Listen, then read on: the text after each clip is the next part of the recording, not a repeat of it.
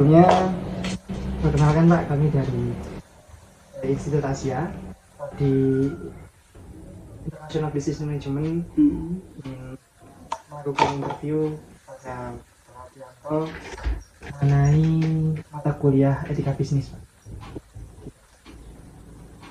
Mungkin untuk pertama, dengan bisa kenalkan dulu Pak kepada kami. Ya Mas, saya Supriyanto, basic pendidikan teknik, terus merintis usaha mulai tahun 93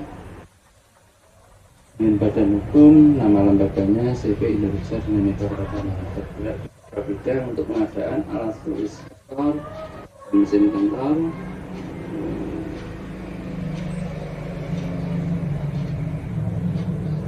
bermitra dengan beberapa institusi baik pemerintah daerah kota, kabupaten Malang, dan kota Batu maupun beberapa daerah lain Blitar dan sekitarnya. Cukup Pak, perkenalan Pak. Kemudian ini kami menanyakan mengenai background perusahaan atau CV-nya Bapak ini itu mengenai ya mungkin semua informasi, ya enggak semua juga, beberapa informasi yang penting, mungkin mengenai jumlah karyawan atau sistemnya bagaimana, berjalannya bagaimana itu mungkin bisa dijelaskan. Jadi sebenarnya ada dua segmentasi utama yang kami rintis. Pertama adalah untuk bidang usaha di komputer dan elektronik, yang kedua itu bidang transportasi dan wisata. Untuk yang bidang komputer dan elektronik, karena kemajuan zaman, kalau dulu kita karyawan banyak karena perlu tenaga teknis untuk melakukan perakitan, harus maintenance, quality control, pengiriman dan lain-lain.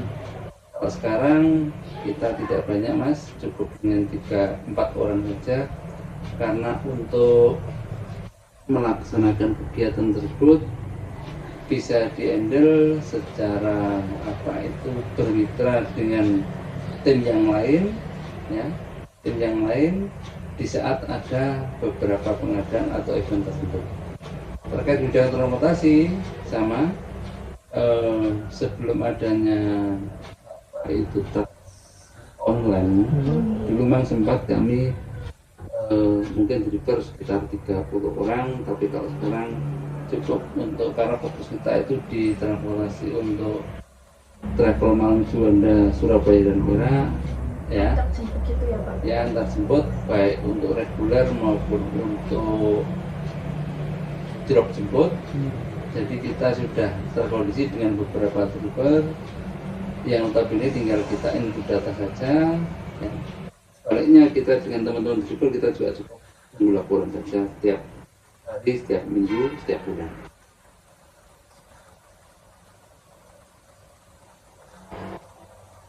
Mungkin kita mulai masuk ke materi saya, Bapak. Saya itu tanya mengenai etika dan bisnis itu sendiri. Bapak sendiri pasti juga menerapkan dalam bisnis Bapak.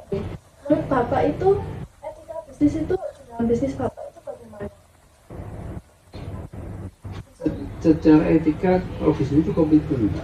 Jadi kami termasuk orang-orang lama yang mungkin pakai pola konvensional, tidak bisa seperti adik yang notabene pada masanya sekarang ini kan masanya masa milenial, ya, yang notabene setiap ada peluang di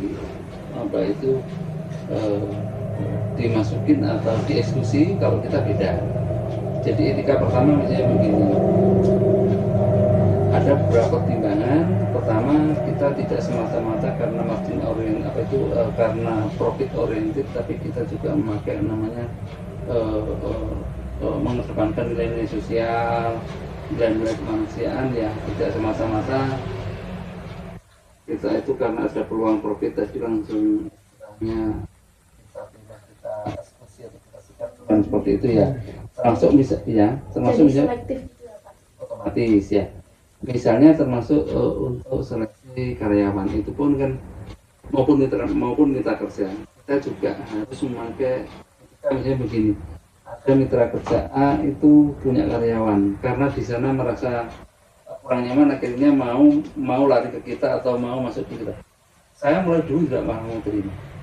Kalau itu karyawannya rekanan, tak kecuali rekanan kita yang meminta, Pak Pri tolong ini saya itu ada karyawan yang mungkin kurang tepat sasaran atau keahliannya, atau secara mentalitas moralitas kami kurang cocok, barangkali Pak Pri mau bina atau Pak Pri mau terima. Kalau yang menerangkan adalah mitra kami, mungkin akan menjadi prinsipnya mungkin lebih baik cari orang lain daripada mencari menerima pelarian dari anak buah atau karyawan. Itu termasuk bahasa etika ya. Itu untuk pola bermitra. Pola kerja kita tidak boleh misalnya begini. Ada rekanan juga misalnya menawarkan suatu barang ya. Menawarkan suatu barang atau menawarkan suatu proposal bahwasanya dia otomatis akan menawarkan dengan nilai plus yang disampaikan, baik tentang kualitas, price list atau nilai ya, maupun pelayanan. Tapi kita nggak boleh melemahkan, secara etika nggak boleh melemahkan apa yang menjadi penawarannya mitra kerja kita, pasar kita tadi pada suatu apa istilahnya itu kalau untuk yang peminta kerja itu kan salah satu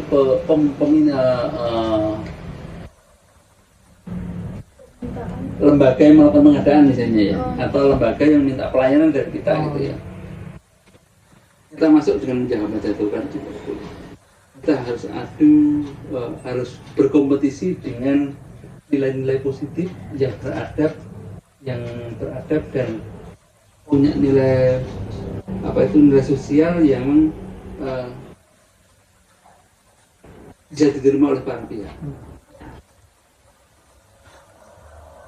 Selanjutnya ya Pak, mungkin Bapak sendiri setelah melakukan etika bisnis yang diterapkan dalam bisnis Bapak sendiri, pasti ada keuntungannya. Apa yang dirasakan Bapak sendiri terkait etika? Dari sisi internal, Pak, kalau kita pakai etika itu kan dasarnya etika itu kan adab ya. Adab itu kan enggak berasal dari ketentuan kalau kita itu kan ya komitmen, ada yang namanya itu etika atau adat istiadat. Nah kalau secara keimanan itu kan bagian daripada ketentuan yang memang sudah diatur dalam syariat. Barang siapa namanya kebaikan pasti dapat kebaikan. Kembali kepada kita, manakala komitmen dan etika itu kita pakai, maka kita mendapatkan sesuatu rohani, kita mendapatkan kenikmatan apapun hasilnya, karena kita serahkan atas keyakinan kita bahwasanya siapa yang memberikan tempat kebaikan, siapa itu yang bermain curang juga akan mendapatkan hal yang kurang baik ya. Siapa tanam akan tuai, misalnya kan gitu, akan mati gitu.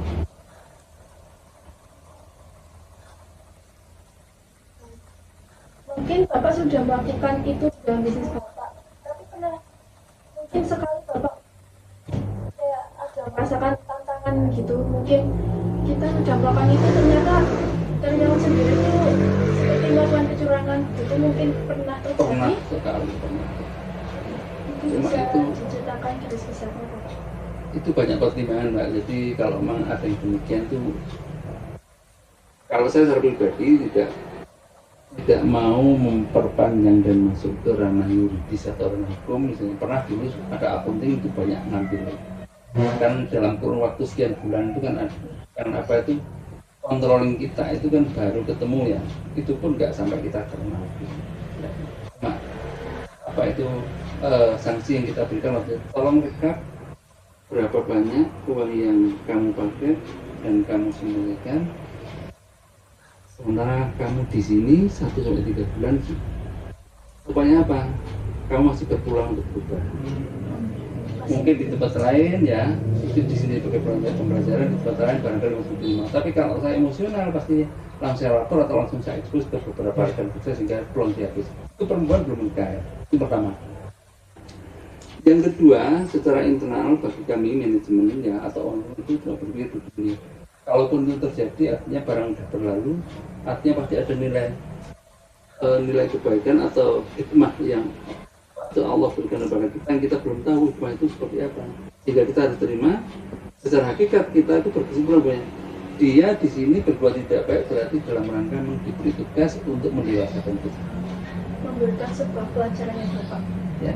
Berarti Bapak sendiri itu sangat menghargai kejujuran dari karyawan itu. Sangat.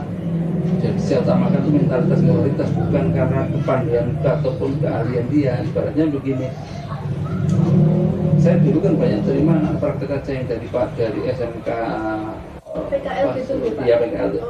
Saya ibaratnya menerima justru saya minta yang reject. Yang nilai bagus sudah terima, yang tidak silakan kami. Nilai merah pun nggak apa dengan syarat tadi. Tidak serta-merta ya. Syarat yang masuk itu begini. Dia mentalnya baik, moralnya baik, memang benar-benar dia itu niat untuk belajar ya, biarlah kami. Karena apa? Coupling atau bagian makom pinter dan tidak pinter itu adalah bukan karena satu yang menjadi yang bisa ditentukan oleh hamba, tapi kan bagian atau makom yang diberikan oleh Allah kan gitu ya.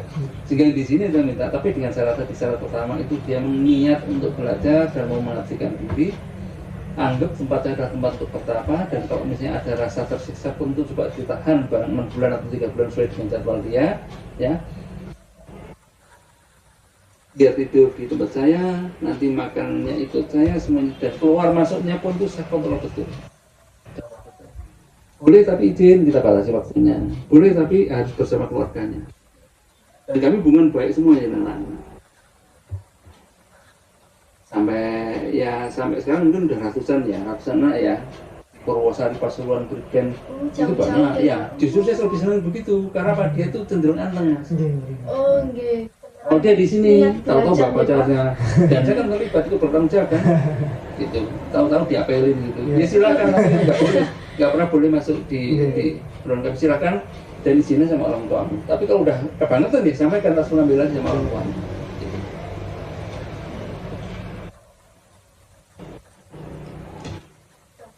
Bapak sendiri itu sudah dilandasi dengan legalitas dan hukum negara. Ya, sudah Mbak, kita itu mulai aktif pendirian tahun 2021 Mbak.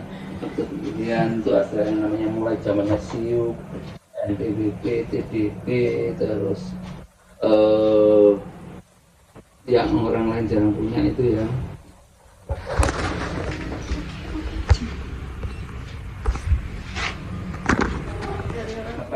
Sudah duluan ya Pak gitu.